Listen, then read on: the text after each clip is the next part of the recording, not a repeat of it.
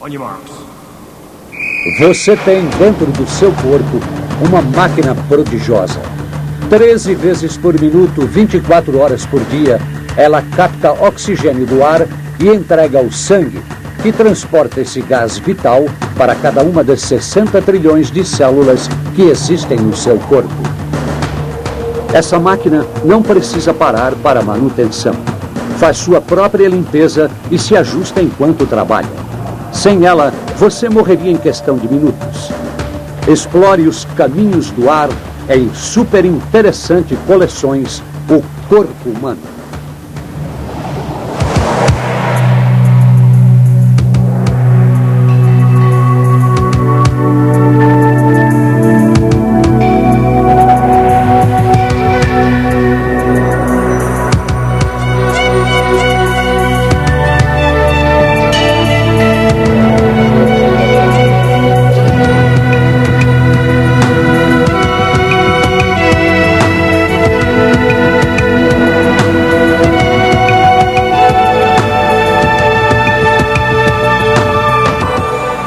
O corpo humano, respiração, os caminhos do ar.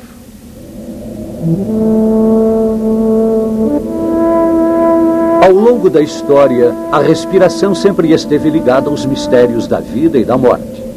O ar que você respira é tão importante quanto a comida ou a água, mas é totalmente invisível. Você só pensa na respiração quando ela se torna mais difícil.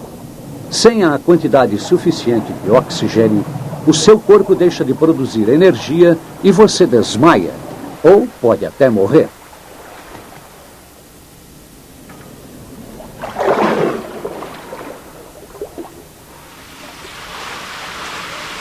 Para John Fitzgerald, o controle sobre a respiração é o que faz a diferença entre ganhar ou perder. Ele é um nadador olímpico. Hoje, ele vai nadar contra o relógio como parte do seu programa de treinamento intensivo. Durante a difícil prova dos 1.500 metros, as células dos seus músculos vão precisar de muito mais do que o suprimento normal de oxigênio.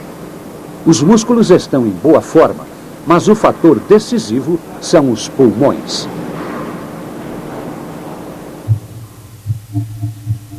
Os pulmões são um milagre da evolução. Eles se especializaram para levar a maior quantidade de oxigênio para o sangue. Ocupam 90% do peito. Os pulmões são leves e esponjosos, formados por milhões de pequenas ramificações por onde passa o ar. Se fosse possível espalhar esse labirinto de tubos, eles ocupariam o espaço de uma quadra de tênis.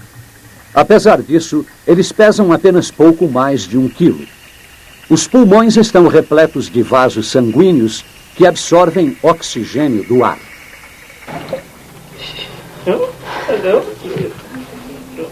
Sem saber, este bebê acaba de colocar em funcionamento a sua admirável máquina de respiração. Ele vai respirar mais de 400 milhões de vezes durante sua vida.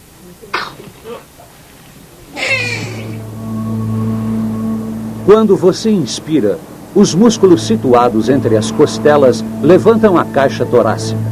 Um músculo chamado diafragma embaixo dos pulmões se move para baixo. Juntos, esses dois movimentos permitem a entrada de ar nos pulmões, que então se inflam como uma bexiga. A expiração acontece quando os músculos se relaxam. Automaticamente o ar sai dos pulmões. Por dentro, o pulmão é muito frágil e delicado. Numa cidade grande, você pode respirar mais de 1 trilhão de partículas de sujeira e poluição em um único dia. Em algumas metrópoles, o ar é tão poluído que as crianças precisam usar máscaras para proteger seus pulmões. Mas o corpo tem suas defesas. O seu nariz está cheio de pelos que retêm a poeira e as partículas maiores de poluição. O interior do nariz é revestido por uma membrana úmida. Glândulas especiais secretam muco, um líquido pegajoso que retém o pó. Um tapete de cílios microscópicos joga o muco sujo de volta para a garganta. De lá, ele pode ser cuspido ou engolido sem causar danos ao aparelho digestivo. Quando faz frio, o excesso de muco produzido transborda. É o nariz escorrendo.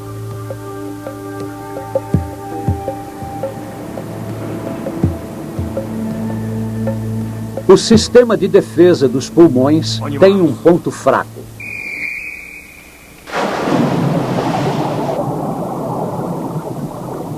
Na piscina, os pulmões de John terão de buscar rapidamente oxigênio para alimentar os seus músculos. Para acelerar a passagem do ar, ele respira pela boca. Ela é mais ampla do que o nariz e permite maior entrada de ar, mas não filtra os poluentes.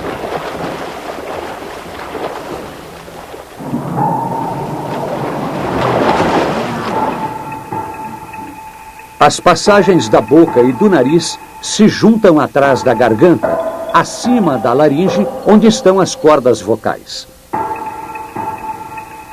Esta é a entrada para os pulmões.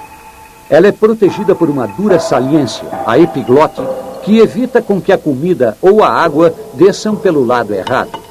Você força o ar a passar pela laringe toda vez que você fala, canta ou respira. Quanto mais os músculos trabalham, mais precisam de oxigênio. O metabolismo é uma forma de combustão de nutrientes, gerando energia e calor. As reações bioquímicas do metabolismo produzem uma espécie de lixo, que é o gás carbônico. Para chegar aos pulmões onde é exalado, o gás carbônico viaja através do corpo pelas veias, dando ao sangue a cor escura. Abaixo das cordas vocais, a traqueia é reforçada com anéis de cartilagem que mantêm a passagem sempre aberta. Ela também é forrada por pelos microscópicos que agem como uma correia, levando o muco sujo de volta para a garganta. Você ajuda a defender seus pulmões quando limpa a garganta ou quando tosse.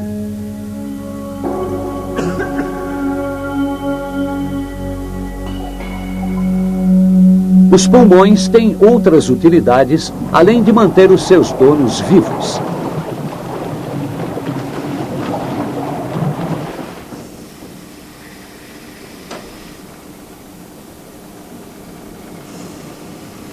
Soprando bem forte, Maria consegue injetar mais de 5 litros de ar na boia. Numa respiração normal, ela usa apenas meio litro. Cada vez que você respira, está bombeando meio litro de ar com cada pulmão. Você faz isso 13 vezes por minuto. Durante sua vida inteira, 4 milhões de metros cúbicos terão passados pelos seus pulmões, o suficiente para preencher um estádio de futebol. Atletas como John não podem se conformar com um desempenho médio. Depois de muitos anos de treinamento, ele consegue usar o corpo no limite máximo de suas possibilidades. Os pulmões dele estão em ótima forma. Ele pode expirar 6,5 litros de ar. É um volume impressionante, 1 litro a mais do que uma pessoa comum é capaz. Mas os pulmões de John ainda retêm 1/4 do ar. A troca de gases, oxigênio entrando e gás carbônico saindo, acontece em saquinhos microscópicos chamados alvéolos. O treinamento de John é monitorado em um laboratório para atletas olímpicos, a fim de melhorar cada vez mais o seu desempenho nas piscinas.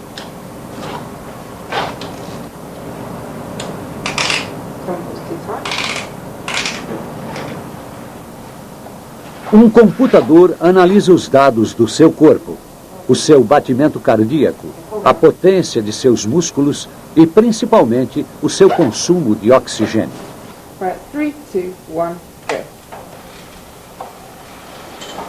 Para simular uma competição de verdade, John usa uma bicicleta ergométrica num teste de resistência planejado para forçar o seu corpo até o limite da exaustão.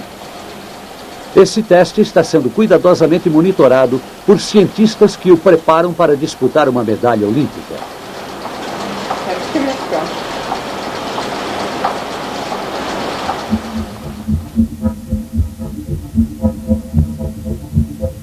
Uma máquina empurra o ar para dentro do corpo.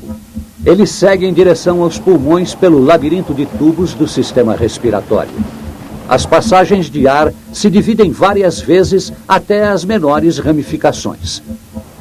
Nessa prova, John deve regular o ritmo de sua respiração de acordo com as necessidades da competição. Para vencer, ele precisa transportar o ar para dentro e para fora dos pulmões com a máxima eficiência. Na medida em que John se esforça, aumenta o seu consumo de oxigênio. Cada vez que ele respira, seus pulmões absorvem moléculas de ar numa enorme quantidade. Apenas 1/5 são moléculas de oxigênio. O restante são principalmente moléculas de nitrogênio, um gás neutro que passa pelos nossos pulmões sem se alterar. Dentro dos pulmões de John, as paredes dos tubos de ar pulsam acompanhando o batimento do coração. O ritmo aumenta enquanto seu coração vai bombeando cada vez mais sangue para o corpo.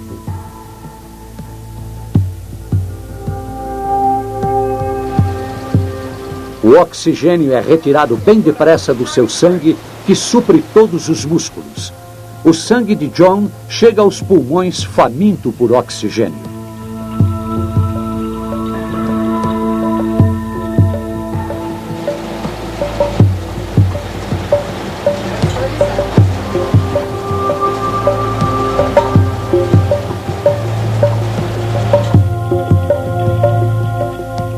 As células de John pedem mais oxigênio.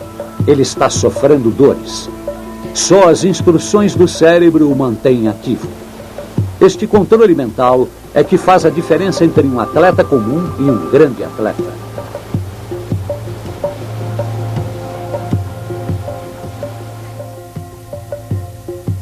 O labirinto de ramificações das passagens de ar termina em pequenos tubos, cada um com um saco em miniatura, o alvéolo.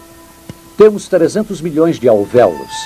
Eles assinalam ponto final no trajeto do ar que você inala. Este é um alvéolo visto por dentro.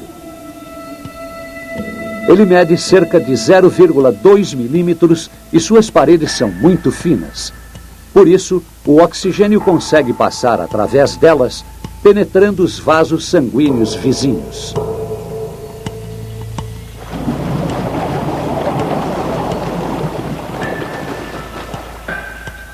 O papel do sangue no transporte de oxigênio é tão importante que metade do coração se ocupa apenas da tarefa de bombeá-lo para os pulmões.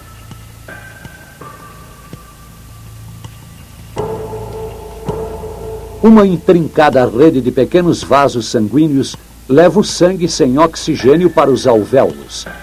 Esta é uma das mais densas redes de vasos sanguíneos do corpo. Minúsculos vasos capilares estão em volta de cada saquinho de ar. O oxigênio nos alvéolos difunde para o sangue das imediações. Toda vez que estas células captam as moléculas de oxigênio, o sangue torna-se vermelho vivo.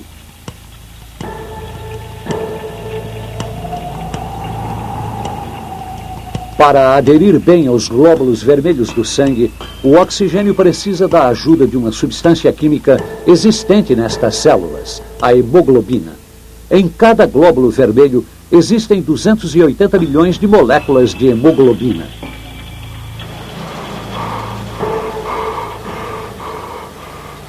Cada indivíduo possui 300 bilhões de microscópicas células contendo hemoglobina. Se elas fossem enfileiradas lado a lado, alcançariam a metade do caminho até a Lua.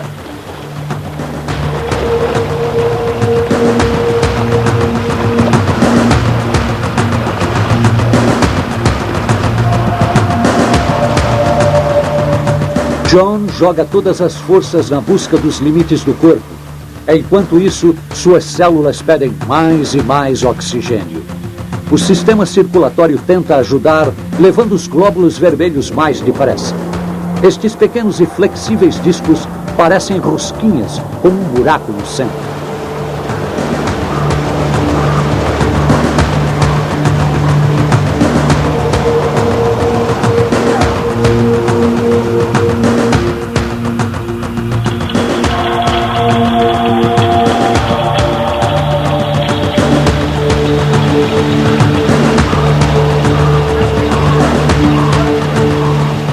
Como atleta campeão, John prepara seu corpo para absorver o oxigênio com a máxima eficiência.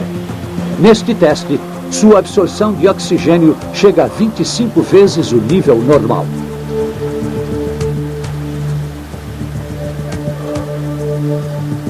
Aqui, John gerou energia suficiente para manter uma lâmpada acesa durante 12 horas. Agora, ele sabe até onde pode chegar.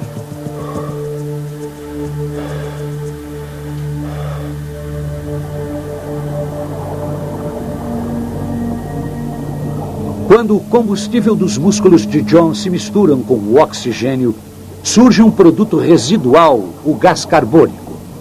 Este gás se dissolve no sangue e é levado de volta para os pulmões, de onde é expelido.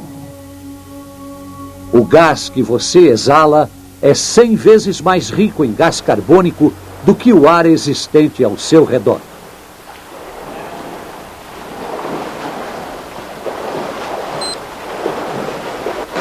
John nada para vencer, mas às vezes você precisa nadar para sobreviver.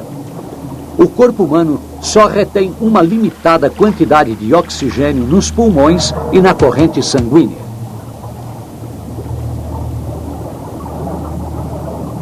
Maria só consegue ficar 2 minutos debaixo d'água.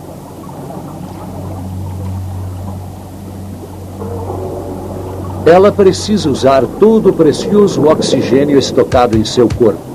O cérebro é a parte do corpo que mais sofre com a perda de oxigênio.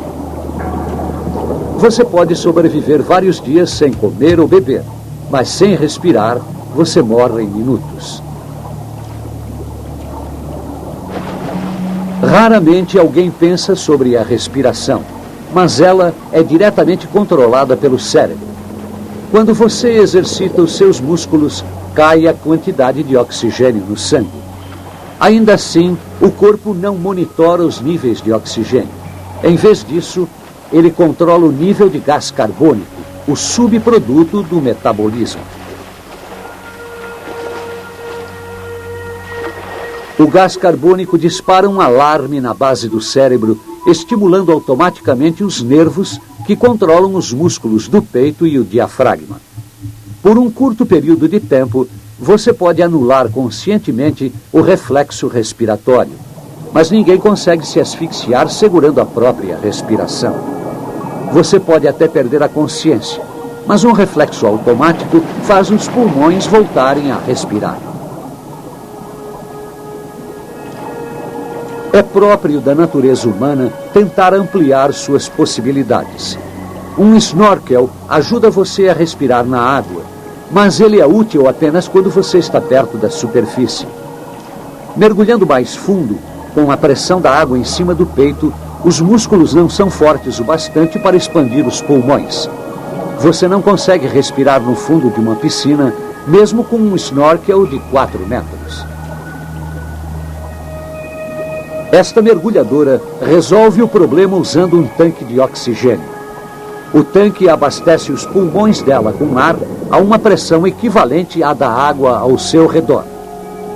Com esse equipamento, ela pode ficar ali por mais de 2 horas. Quanto mais fundo o mergulho, menor o tempo de duração do ar. A pressão da água sobre o peito se torna mais forte e ela precisa de mais ar para compensar o aumento de pressão.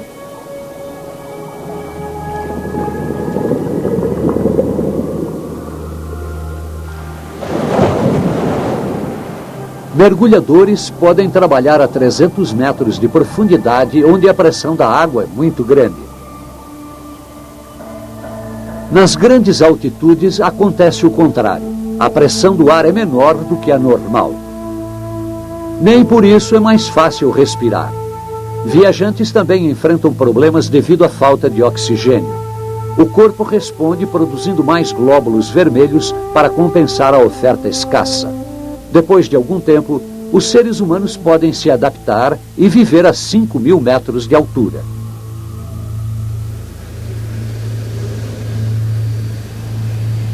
Acima de 10.000 metros, o ar fica rarefeito demais para se respirar. Por isso, o interior de um avião é pressurizado. Em caso de queda de pressão, os passageiros morreriam de falta de ar. Nesta simulação de uma súbita queda de pressão, o vapor d'água condensa-se em uma fina névoa. Nossa voluntária nesta experiência foi colocada de verdade a uma altura de 7.000 metros.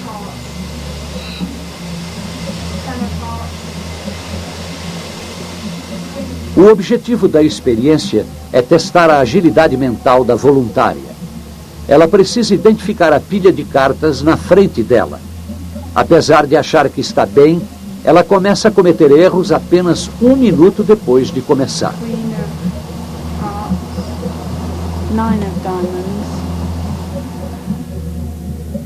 As células do cérebro são as primeiras a sentir a falta de oxigênio. A hemoglobina no sangue absorve pouco oxigênio porque o ar está rarefeito e as células cerebrais deixam de funcionar.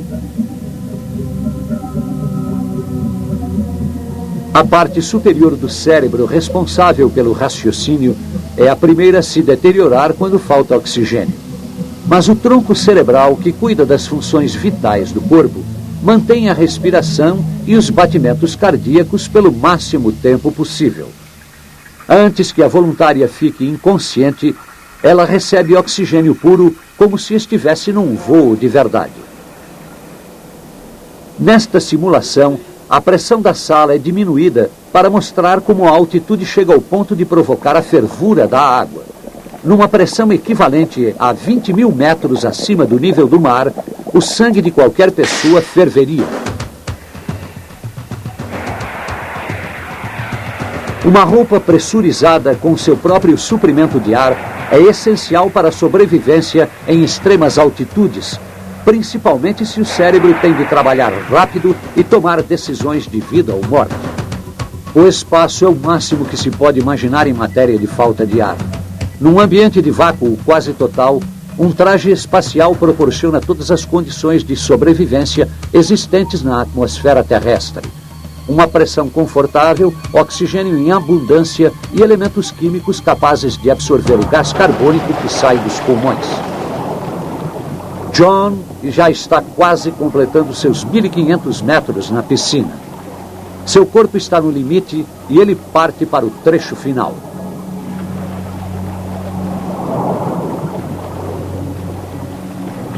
É a hora de usar as últimas reservas de energia. John respira tudo o que pode. Ele é um atleta fora do comum, mas o sucesso depende muito da simples respiração. Afinal, sem um fôlego de campeão, os músculos não chegariam à vitória.